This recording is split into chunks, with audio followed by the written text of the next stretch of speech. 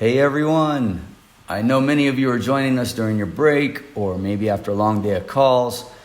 Thank you for taking the time to join us. First, I want to start by acknowledging something. Dealing with problems you didn't create, satisfying unrealistic expectations, staying calm while someone curses you out, getting accused and blamed for something when you're just trying to help somebody, managing the metrics, trying to keep up with KPIs that were set by someone who's never been on the phone, dealing with what you have to deal with on a continual basis with no break from the madness, the constant back-to-back calls, and you're expected to be and stay professional, reserved, and rational. It's a lot.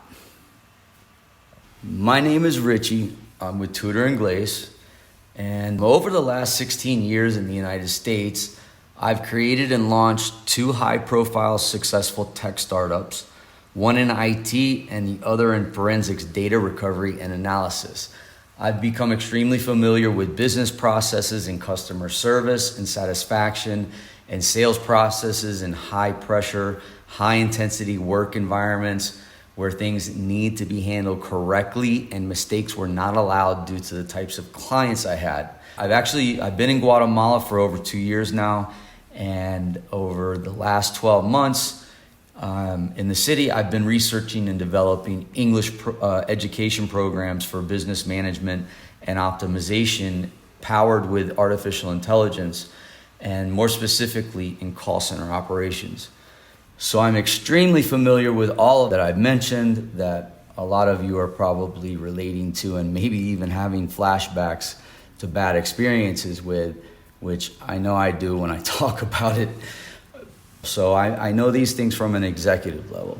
I've been in Guatemala for over 2 years now, and during the last year here, I've been deeply researching and developing English education programs for business management and optimization with artificial intelligence, and more specifically as it relates in call center operations.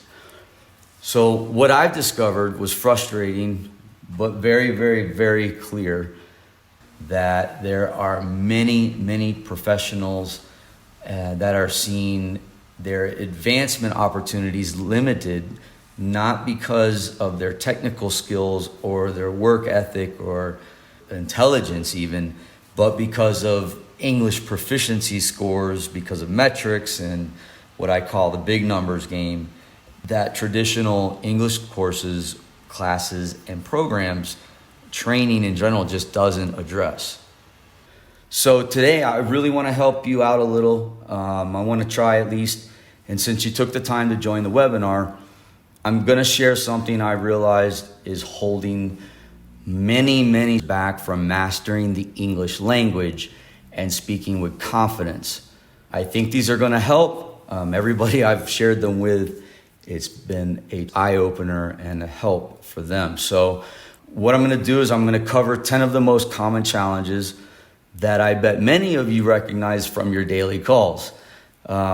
These challenges they serve as the foundation for English mastery, and they're built around overcoming the real obstacles that people face every day that speak Spanish and are trying to become more fluent sounding when speaking English.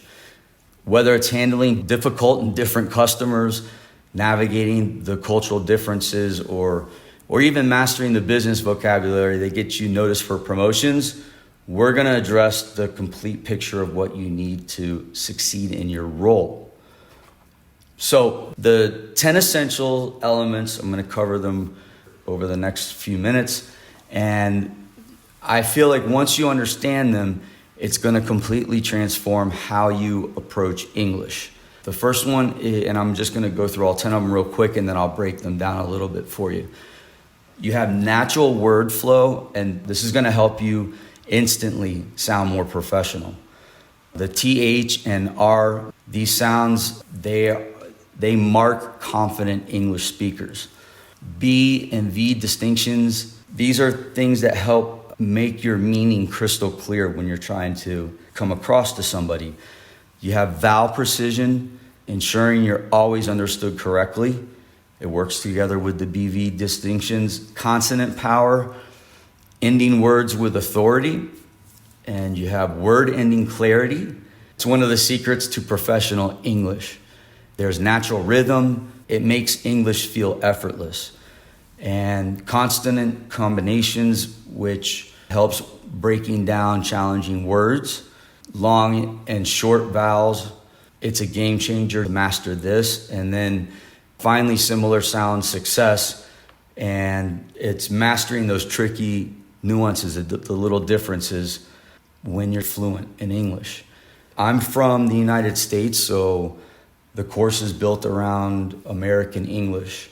So I'm sharing these with you because I know from years of experience that simply being aware of these elements, it's going to change everything.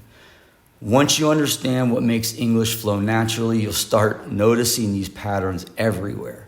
You'll hear them in your colleague's speech, in customer interactions, and definitely during management presentations, meetings, and things like that. This awareness alone is going to boost your confidence tremendously. Instead of wondering why some words feel challenging, you'll know exactly what to focus on. And rather than feeling uncertain about your pronunciation, you'll understand precisely how to actually shape each word. You'll know exactly how they're supposed to sound. And it's kind of like having a map. Once you know where you're going, the journey becomes so much clearer. And that's what these 10 elements do for you.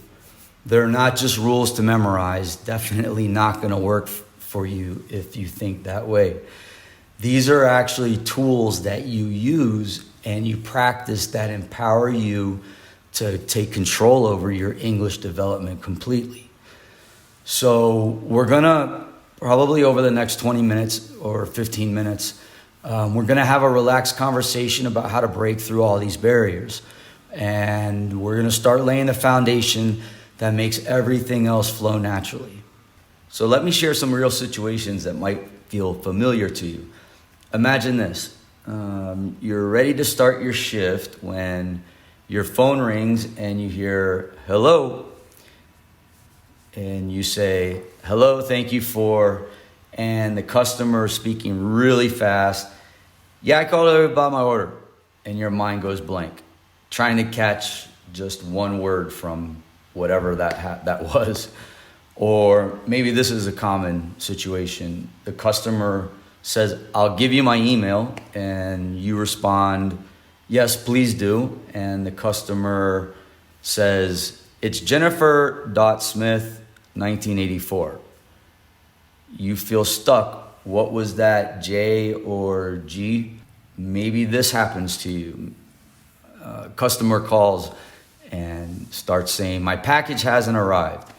In your mind, you know exactly what to check and how to help. But in English, you say, one moment, I will check.